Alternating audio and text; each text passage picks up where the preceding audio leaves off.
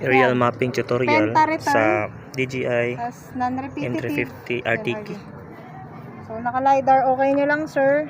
Tapos may So, LiDAR take off sensor. natin is excuse me, 50 meters yung flight route natin.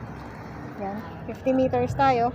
So, pwede nyong baguhin yung kanyang speed. So, gawin natin 8 lang or 6.5 plus yung kanyang stitching. So, 70-70 tayo. Ayan. So, bakit may dilaw, lumagpas? Ibig sabihin po niyan, yung calibration po nung mismong payload niya po. So, kinakalibrate po yung payload. So, ang total niya is 5 minutes, 44 seconds, and 86 photos po.